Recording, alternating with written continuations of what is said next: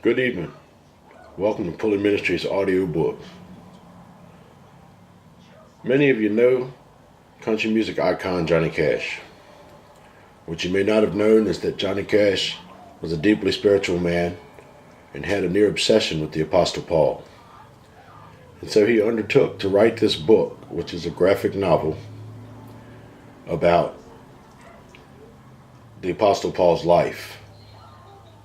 And I looked for this book for many years, and finally my mother found it for me.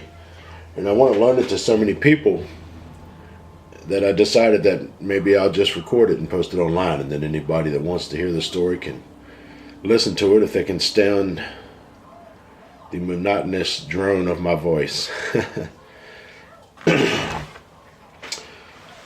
So instead of telling you about the book, I'll read the introduction and I'll let John tell you about it himself. So here we go.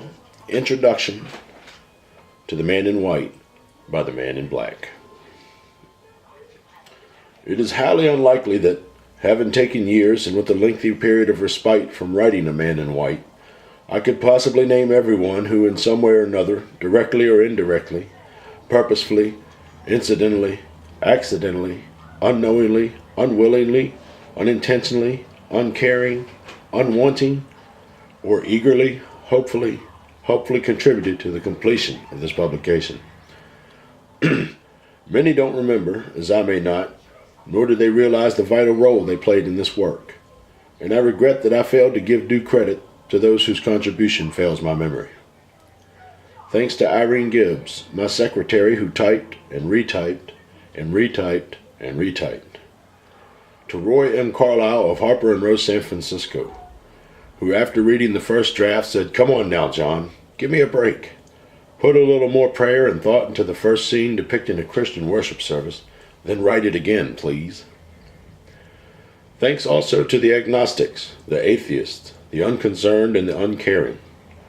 These may have been among the most inspiring and encouraging by providing the negative force I needed against my determination.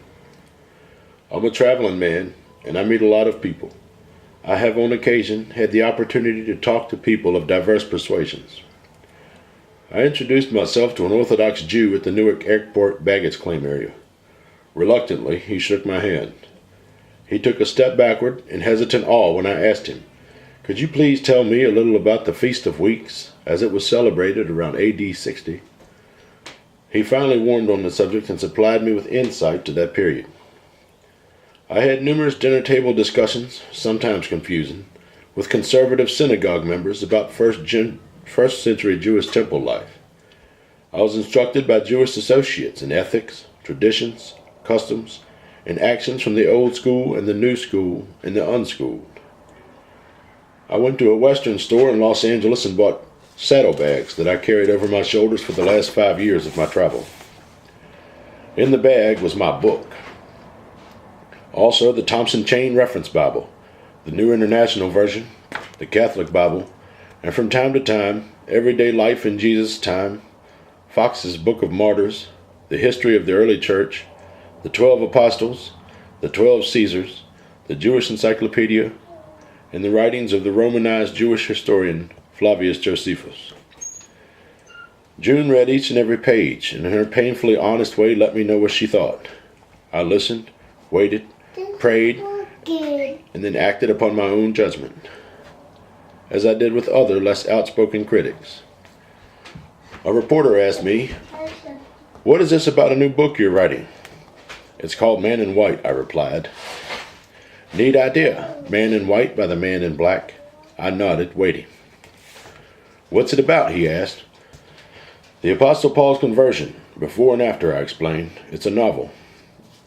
"Nothing about yourself?" "No, it happens in 1st century AD. "Really? A novel? Anything about prisons?" He laughed. "Yes, as a matter of fact, Paul sang in prison. He sang a jailbreaking song." "Really? What was the song?" he asked. "I don't know," I said. "He and a guy named Silas sang a duet, but they never recorded it." Others I've talked about with it were excited, or at least intrigued. "Is it written from the Baptist church angle?" one asked. "You are a Baptist, aren't you?" Paul was not a Baptist, I replied. He admonished those whose doctrinal tenets focused on John the Baptist. "Then you're a Catholic, maybe?" he asked. Maybe, I said, since Catholic means universal. But not the Roman Catholic Church, he asked. No, I said, Paul was a Jew. He was a doctor of the law. Then it's written from the Jewish viewpoint, right? No, mine, I said. But you're a Baptist. I finally settled on a fundamental answer. I, as a believer that Jesus of Nazareth, a Jew, the Christ of the Greeks, was the anointed one of God, born of the seed of David, upon faith as Abraham had faith, and it was accounted to him for righteousness, am grafted onto the true vine, and am one of the heirs of God's covenant with Israel. He said, What? I'm a Christian, I said. Don't put me in another box. There was a long pause, and then he said, Really? Adolf Hitler was a Christian. He was not, I argued. There was nothing Christ-like in what he did.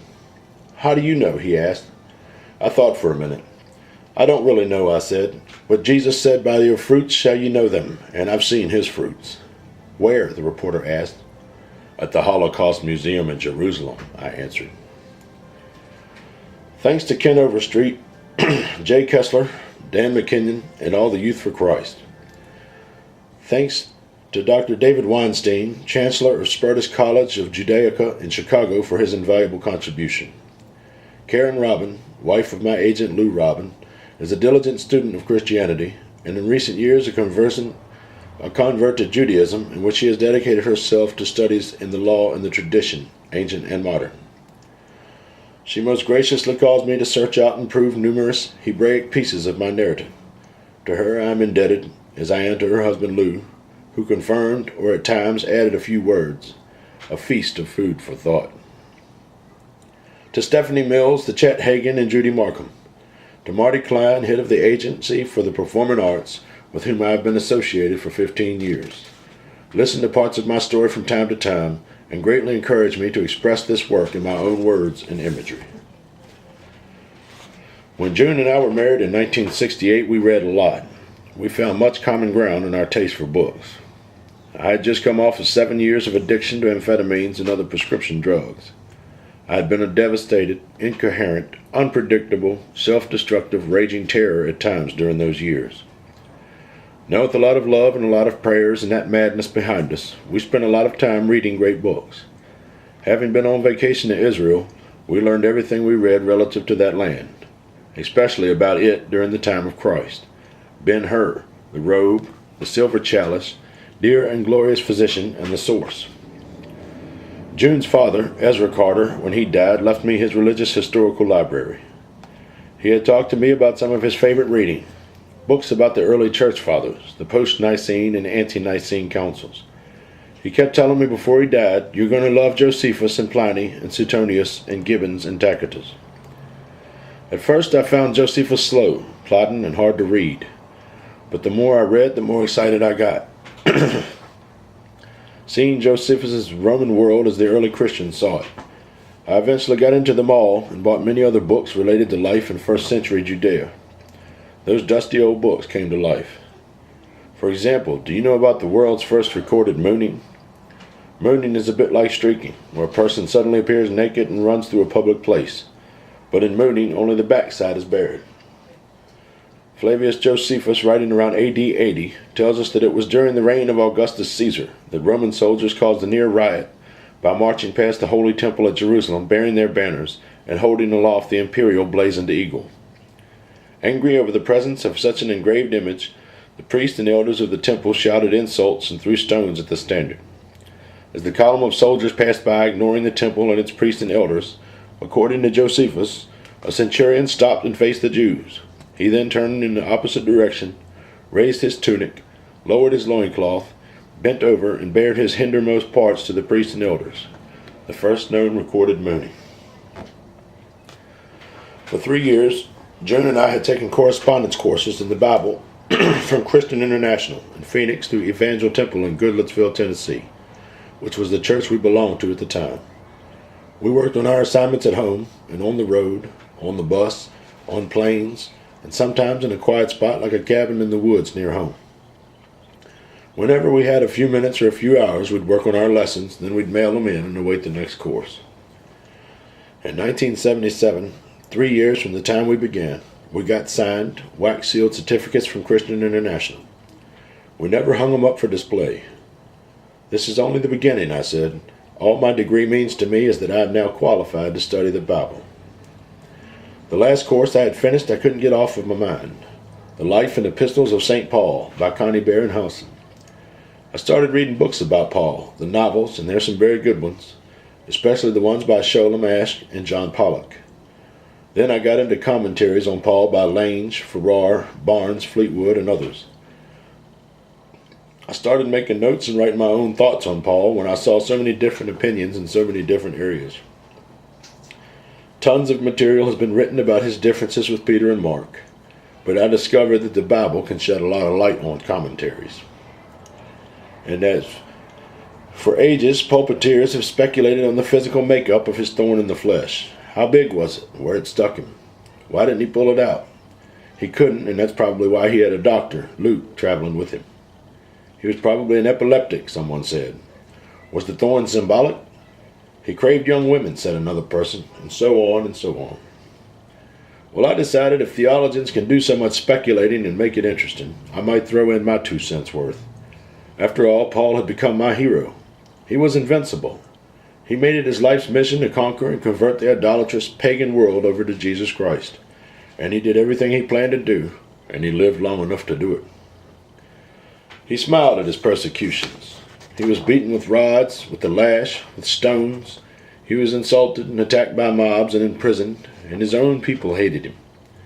Yet he said because of Jesus Christ he had learned to be content in whatever state he was in.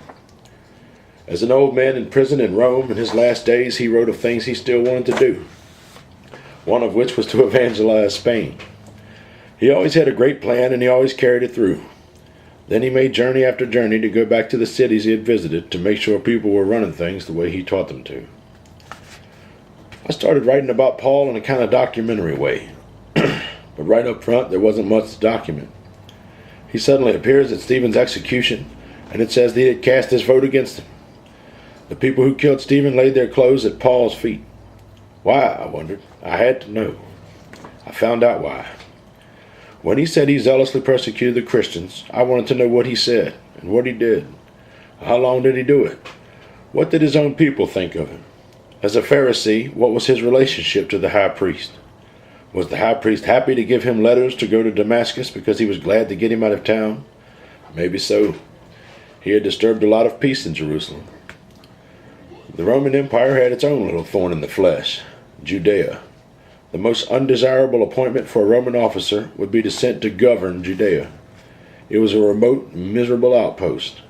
In the time of Tiberius Caesar, governors or procurators such as Pilate and Marcellus soon learned that the Jews governed themselves, with the temple to their one God as the center of their religious and social life. The high priest was their top man, no matter who Rome sent. Rome was forced to allow them to mint their own money, for the Roman coins with their idolatrous images were forbidden in holy places. Jewish coins were simply designed and crudely struck. A shock of wheat. I'm sorry for clearing my voice, y'all. Just gonna get all clogged there when I'm trying to read. Anyway, a shock of wheat or a pomegranate tree might appear on one side, and numbers signifying the number of years since the last rebellion against Rome on the other. The followers of Christ were at first considered by the high priest and most of the general population as just another Jewish sect, of which there were many. But of all the sects, this was the most despicable. They worshipped a dead Galilean preacher who couldn't even keep himself alive. He died the most shameful death the Romans could devise. It was said that his friends stole his body after he was buried. Grave robbing, a most depraved crime, punishable by death. The horror stories grew. His friends said that he rose from the dead, walked with them, then descended to heaven right before their eyes. After he was gone, it was reported to the high priest that the followers of the Nazarene had kept some of his blood and drank it whenever they got together. To drink blood, according to the law of Moses, was abominable. And how about his flesh? Yes, they even told how he had left them pieces of his flesh to eat in remembrance of him. Cannibalism. So it was not just the temple theocracy in Jerusalem that considered the Christians enemies of God. The whole flood of public opinion was against them. They had become a closed society to survive, and the man who would later write 14 books of the New Testament was their most hostile persecutor. Jesus Christ told us how to live. The Apostle Paul showed us how the plan worked. Jesus Christ told us how to die, unafraid, with an eternity of peace following. And Paul showed us how to prepare for it. It was Saul of Tarsus, the persecutor of the followers of the Nazarene, who left Jerusalem bound for Damascus to find, arrest, bring to trial, and execute those who worshipped in that name. And it was Paul, the apostle for Jesus Christ to the world, who entered Damascus a few days later. Jesus had died, been resurrected, and ascended to heaven, according to his disciples, and they expected his eventual second coming.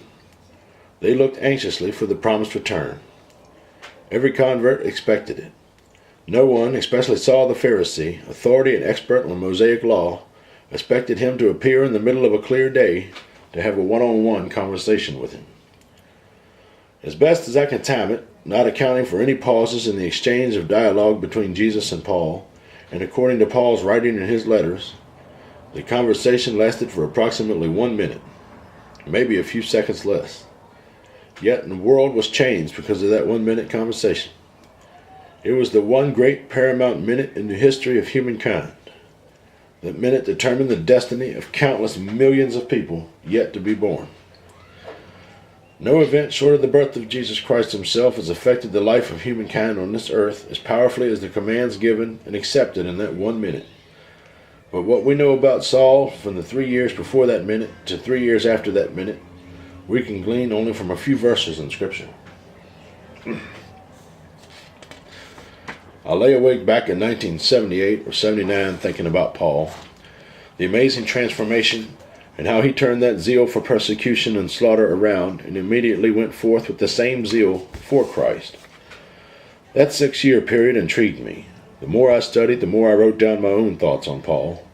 In my mind, he took on character and personality, and I wanted to give character and personality to the high priest who sent him to Damascus. I wanted the people he persecuted and slaughtered to have names, and I wanted to see them and hear them in those earliest Christian worship services. Someone said a religious novelist can be God's liar.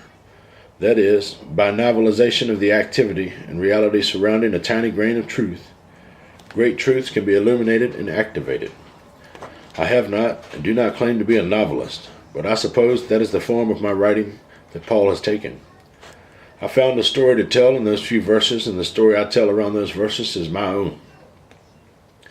Of course, the scriptures dealing with the 6 years we're zeroing in on don't need further illumination by me. Truth is its own illumination. In studying them, I began to glimpse the unfathomable depths that lay there. What exactly was Paul seeing and hearing the instant he went blind on Damascus Road? I suppose I was trying to see beyond the great void, to perceive just a flicker of the divine brilliance that struck him down. One of the days I was pondering that this wasn't meant for me to get a flicker of divine brilliance, but it was meant for me to be struck down. An ostrich tried to kill me. I was trying to look across the abyss between heaven and earth and put some of it in my own words at my cabin in the woods, which is a 50-acre fenced-in area near my home, stocked with wild game. I got up to take a walk and relax when I met this 8-foot tall ostrich in the path. He had lost his mate in the winter freeze and had become hostile. I was thinking of Paul being struck down on Damascus Road by a blinding light when I was suddenly struck down by the 2 big feet of an ostrich. As soon as he hit me, he ran off into the woods. I picked myself up, examined myself, and realized that I wasn't hurt, so I walked on down the path. After I had taken my walk and started back toward the cabin, there stood that ostrich in the path again. He spread his wings and hissed at me. "Well, I think I'd better show you who owns this land," I said, picking up a long stick. Then he attacked. I swung the stick at his long neck, which was just what he wanted me to do. He jumped straight up out of my reach and came back down on me feet first. He broke 3 ribs when he hit me, and only my belt kept his big dirty claws from ripping me open. Like Paul, when he was struck by the light, I fell flat on my back. But unlike Paul, I broke 2 more ribs on the rock that I fell on. The ostrich ran and left me lying there. I finally managed to get back home and to the doctor. Painkillers led to sleeping pills. Sleeping pills led to uppers again, and soon I was back on that mood-altered, not-so-merry-go-round. My story about Paul got stuck away in a closet. Only occasionally would I take it out and try to write. Mood-altering drugs vex the spirit, and if inspiration comes to a writer while under the influence, it's usually distorted, meaningless, and senseless by the time it gets on paper. I had let Billy Graham read my book, and every time I talked to him, he asked me if I was finished. I'd say too busy on the road, or give some other excuse. The truth was, I wanted to see more of what Paul saw on the Damascus Road and thereafter, and it wasn't happening. I had no vision. I had no inspiration. I tried several times to get away and write in Florida or Jamaica, but I couldn't get away from myself. The fire and the spirit were gone due to the medication I was taking. I began to wish I'd never let Billy Graham or anyone else read anything I'd written, but I had. John Siegenthaler of the Nashville Tennessean had read it, and in April of 1982 wrote a long critique on my book for me, greatly encouraging me to finish it and saying that it was an important story. I carried John's letter in the back of the rough, ragged, would-be manuscript from that time on, and though I didn't respond to his critique, I must have read it 100 times. June noticed that I wasn't writing anymore, and of course she knew why, so I didn't have to explain it to her. From the pulpit at a crusade, I heard Billy Graham tell his listeners that Johnny Cash had written a book about Paul called Man in White, and he thought it was one of the best readings on Paul he'd ever read. I was embarrassed and ashamed. Man in White was about half finished, and Paul was stuck indefinitely on the Damascus Road. I could not see Paul's experience. I decided that I had taken on more than I could handle. The love of writing was gone. I even forgot most of what I had written. After all, 7 years had gone by since I started it. I've changed my mind, I thought. I can't write a novel. Why did I ever think I could? I resented the obligation that I had saddled myself with. During the excitement of my early writing, I talked to everyone about it. Just a few more months, I'd say. I'm still working on it. But I wasn't. By 1983, I had stuck it away in a closet somewhere and tried to forget about it. I kept it out of my sight for 3 or 4 months at a time, but I couldn't forget about it. I'd drag it out and go over my notes and try to write. Time after time, I wrote dozens of pages while under the influence, but when I read them afterward with a clear mind, I burned them. In October of 1983, I was packaging for a tour of Europe. There in the corner of the back of my closet lay the Man in White briefcase. I pulled it out and laid it with my suitcase. "Are you going to finish your book?" June asked. "I don't know if I can," I said. "Yes, you can," she said. "It's important. You will have lots of spare time on airplanes." I had only recently had another accident. I had fallen on my knee and broken a kneecap. So I loaded up on strong painkillers, enough to last for the tour, and of course sleeping pills in case the pain kept me from sleeping, and of course uppers to kill the hangover from the sleeping pills when it was time to perform. I carried my book with me on tour, but I never once looked at it. The combination of medications gave me blackouts. We performed in 14 cities, but I only remembered 4. My physical as well as my mental and spiritual condition quickly deteriorated. I went home and into the hospital bleeding internally. The pills, so many of them day and night, had burned holes in my stomach. By the time I had given 14 units of blood to replace what I had lost, the doctors had no choice but to operate. The surgery lasted 7 hours, and they took out half of my insides and gave me 9 more units of blood by the time it was over. Now the painkiller morphine was given to me intravenously, around the clock, day and night for many days, and I remembered terrible hallucinations. I saw people coming at me to kill me. I threw things and screamed. The terrors lasted as long as the morphine was going in. I was as close to death as you can come. I saw in hallucinating old friends who weren't really there, but they were talking to me, and every one was like a farewell conversation. They were saying things like, "Well, at least you can say you lived a full life," or "June and John Carter will be taken care of." In my half-sleep, half-waking, I heard the doctors talking beside my bed. "His chances aren't good," one of them said. Another one said, "His heart stopped once. I can't see how he can fight it much longer." Many times I opened my eyes to see June's face and the resigned expression. She was telling the rest of my family I was going to pull through, but her confidence didn't show. Many times I was aware enough to pray, and many times in my pain and mental terror, I felt that warm presence of the great healer, and I always knew that I would live, and I wasn't finished for him yet. Once when I was unconscious, I suddenly became aware of a gentle hand on my forehead, and I heard my mother's voice. "Lord," she said, "you took one of my boys, and if you're going to take this one, he's yours to take. But I ask you, let him live and teach him to serve you better. Surely you still have work for him to do."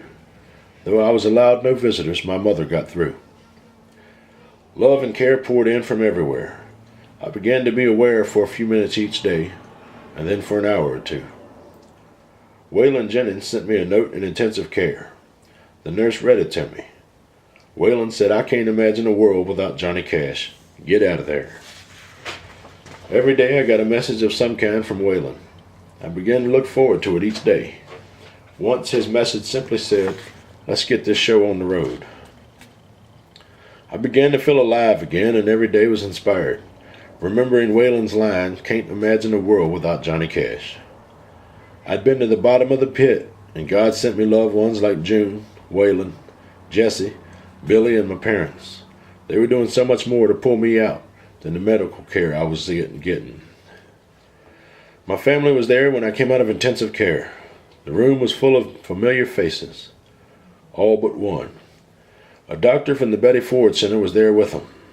He had called them together to explain my situation. Because I had been on morphine for a long time and had other narcotics administered to me as well, the doctor suggested that as soon as I was able to travel, I should go to the Ford Center in California as a volunteer patient for drug withdrawal and rehabilitation. It was going to be rough, but it would be the only way I could survive. And the education I would get on my problem of chemical dependency would help me in the future to guard against any use of mood-altering drugs. We talked a long time. My pastor, Reverend Courtney Wilson, was there and prayed about it, and so I volunteered to go. When June was packing my things a few days later, I called her, told her where my manuscript was, and asked her to pack it. After 2 weeks at the Betty Ford Center, I read over my manuscript. I saw the story clearly now, where I would take Paul and how it would end. For almost 2 years I labored over it whenever time allowed, but since I had missed so many months of work, recording, concerts, television, and so forth, and a large staff of people were dependent on me, it went slow. The real problem, however, was the chapter on the Damascus Road experience. I prayed for a vision. I prayed for a revelation, some glimpse into the forbidden, a look at the heaven and earth connection like the one that came to Paul. Dreams have always played a role in my affairs from time to time. For instance, a few times I've dreamed I heard new songs never before sung, and I'd wake up and write them down. Some of them I recorded. As a child, I dreamed an angel would come to tell me that my brother Jack would die, but that I must understand that it was God's plan, and someday I would see it was. Jack died 2 weeks later.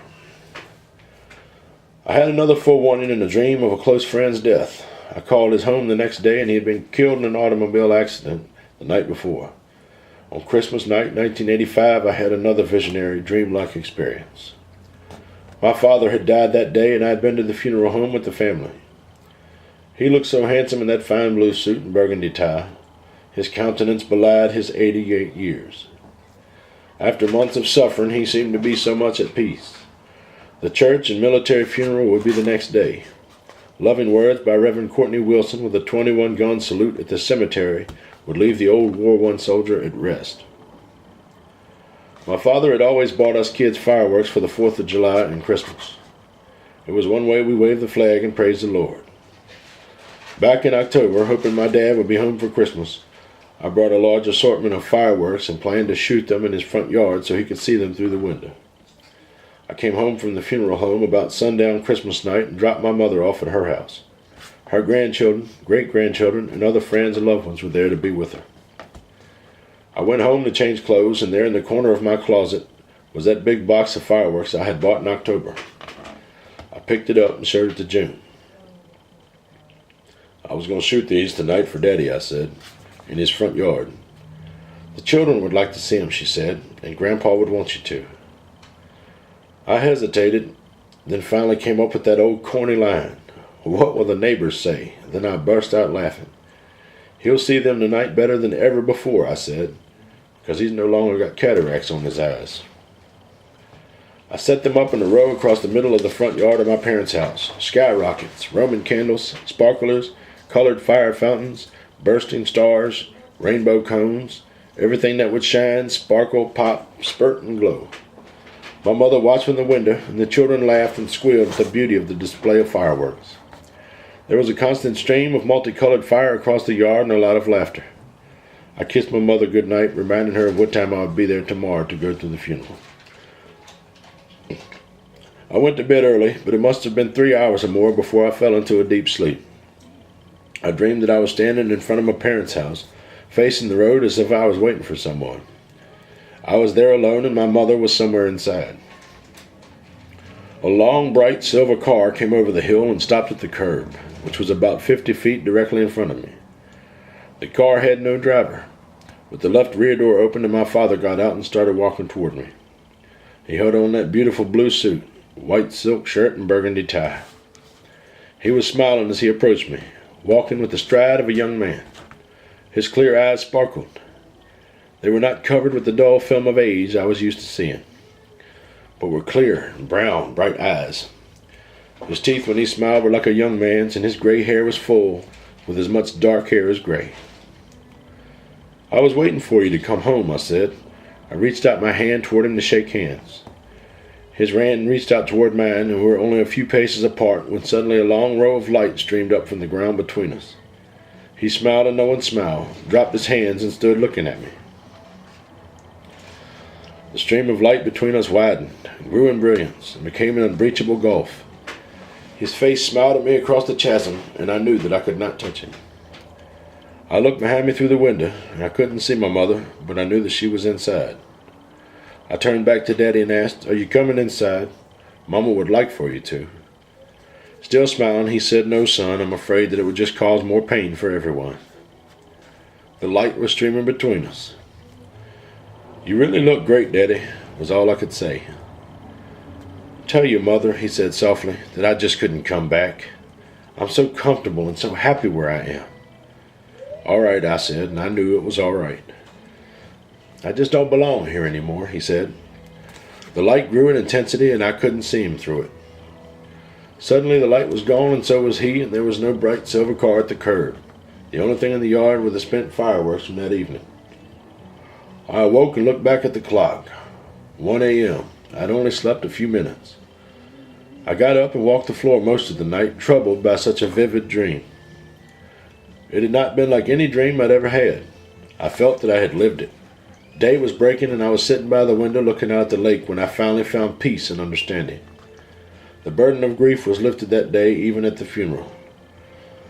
When I went to pick my mother up, the house was full of people, family, friends, and loved ones. I took my mother aside, and in private I said, "I had a God-sent dream last night, Mama." She smiled, believing. "I dreamed about Daddy, and he asked me to tell you something." "What?" she said, holding on to my hand. "He asked me to tell you that he's comfortable and happy where he is. Besides, he said he doesn't belong here anymore." I explained the whole dream to her, the silver car, the blue suit, and the burgundy tie, and the deep gulf streaming between the light between us. She cried, and then she laughed. "God still has his hand on you, son," she said. We both felt great peace that day. She sang along to Amazing Grace and led the whole family clan out of the church with a smile of joy that comes from knowing that a loved one is at peace and with God. I was never privileged to have an experience like Paul did just outside of Damascus. But on Christmas night 1985, I had a vision-like dream and saw a light that was unearthly and much more beautiful than the whole box of fireworks. The glorified Christ is described in the book of Revelation in imagery of flame and fire. Also fire, water, and wind are sometimes symbolic of the Holy Spirit, and so are tongues. It all helped to spark my imagination. I went to work. Once again, I found joy in writing. I've finished Man in White several times since my father died. I'm never satisfied that I didn't leave out something important or put in something meaningless. If the publisher hadn't finally said enough, I'd still be writing. If no hidden grain of truth is illuminated in this book, I will still have served its purpose. It kept me going back to the Bible, searching, meditating, envisioning, and talking about it for the better part of 10 years. My disclaimer is that it's only a novel. Other than that, it's something I should have been doing anyway. Please understand that I believe the Bible, the whole Bible, to be infallible, indisputable Word of God. I would have been careful to take no liberties with the timeless Word. Where the Word is silent, and for my story's sake, I have at times followed traditional views. Other things, some characters, some conversations, and some occurrences are products of my broad and at times strange imagination. Perhaps a few of the things I have written, I humbly suggest, resulted from a tiny flicker from God's great storehouse of brilliance. I dedicate this book to my father, Ray Cash, whose face I saw in that tiny flicker. John Cash, Bon Aqua, Tennessee, March 21st, 1986. Alright, so I hope that was the introduction. That was John's introduction to the book, telling how he wrote it and some of the experiences he had leading up to it and all that. Hope I didn't bore you to death, because I know I'm about to put myself to sleep with that blah, blah, blah voice. But when I start the book, I was kind of, doing my best to sort of present the introduction as Johnny Cash and just try to do the little deep voice thing and how I think he might have spoke. But I won't be doing that with the book. I'm going to try to be much more vivid and lifelike and try to lend some personality to the characters. So if you didn't like the introduction, if it was boring, if you wanted to jump off a bridge from listening to my drone, hopefully you'll stick around and hear the first chapter and see if that's any better. But Man in White by Johnny Cash, The Man in Black, the story of the Apostle Paul. See you next time for Chapter 1. Thank you.